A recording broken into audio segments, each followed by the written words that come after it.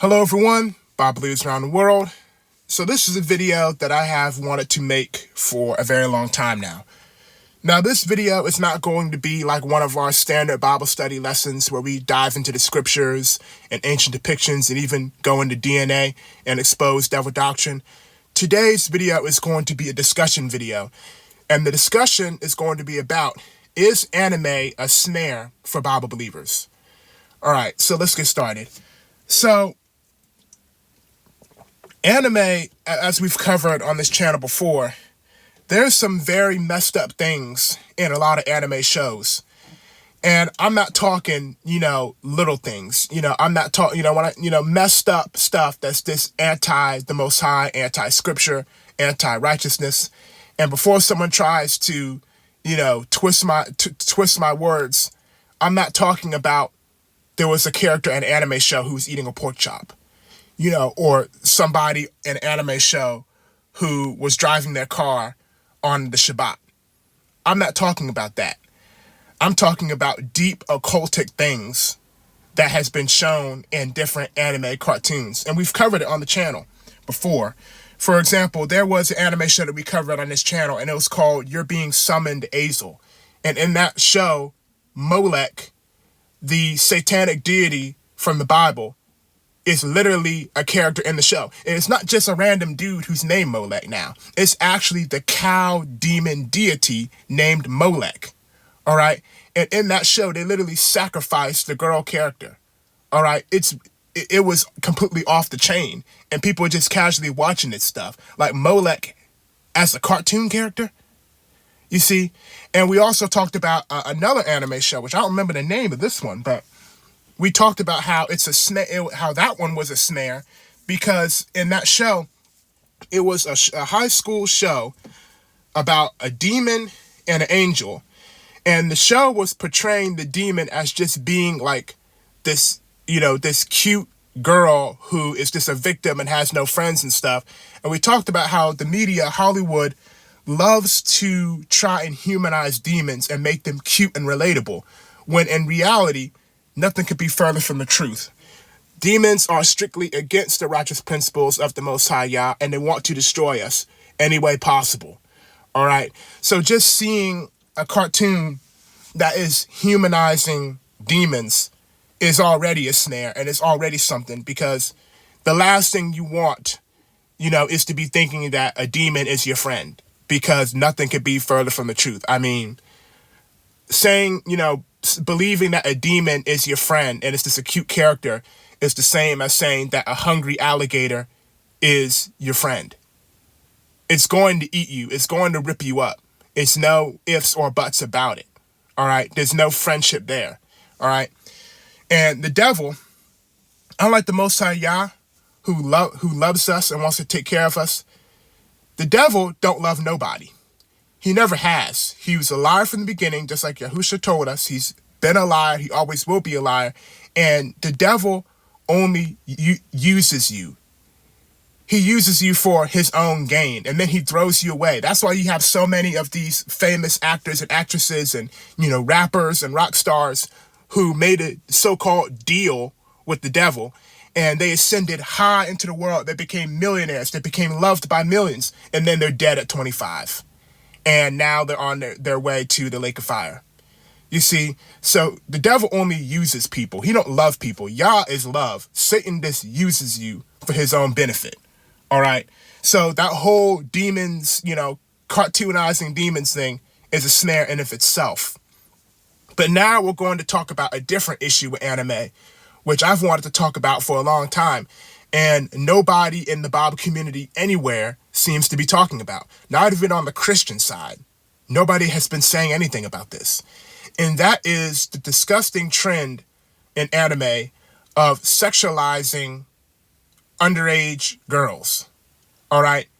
You'll be hard-pressed from what I've seen. Now, granted, I'm not no anime expert, because for years, anime was never one of my hobbies. I didn't start to really become aware of anime and watch some clips, some shows and stuff until I was an adult.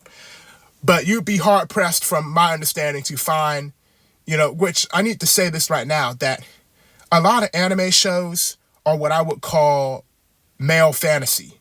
All right. They're love stories, like romantic stories for us men. They're male fantasy stories. They're not like Titanic. That's women's stuff. Male fantasy. So there's a lot of sexual and just messed up extreme stuff that would just never happen in real life because it's based on a fantasy. Now, talking about this fantasy is a lot of these anime shows have these underage characters because in the Bible, the biblical age of adulthood is 20. But from my understanding, you'd be hard-pressed to find an anime show where the character in question, who is a part of the romantic experience, is over the age of 16. It's like, it's not easy to find. It's like they don't have, from what I've seen, a lot of actual adult, female characters in these shows. And it's so messed up because, for one thing, it really is a snare because in a lot of these shows, they draw these characters like 35-year-old women, like 40-year-old women, and they enlarge their bodies and make them extra sexual in behavior for no reason. I mean, these anime shows, they'll be at the coffee shop and just start acting sexual for some reason. They'll be at the fishing pier and just start acting sexual for some reason. And, because these are male fantasy shows, so it's just all the time. And you look at how the character is drawn and her body resembles a 40-year-old woman, but then you look at the manual inside the disc or you Google the show and it says she's 15. It says she's 14. So now you have 25-year-old men fetishizing and fantasizing about 14-year-olds. You see, so now what the internet now calls PDF, that's what you got going on. And the Bible is clear that adulthood is 20. All right. The Talmud and all these false teachers try and say, oh, people were getting married at 14. No, that's not biblical. The Most High Yah is not about, grown people having interest in children. The Most High Yah is completely against that. Later rabbis and, Khazars, aka Tagarmaites, have tried to make that legal, but that's not legal according to the Most High. So you really need to stop and think as a Bible believer, as a covenant keeper, Yah's covenant keeper, why are you watching stuff where it's a bunch of 14-year-old girls acting sexual?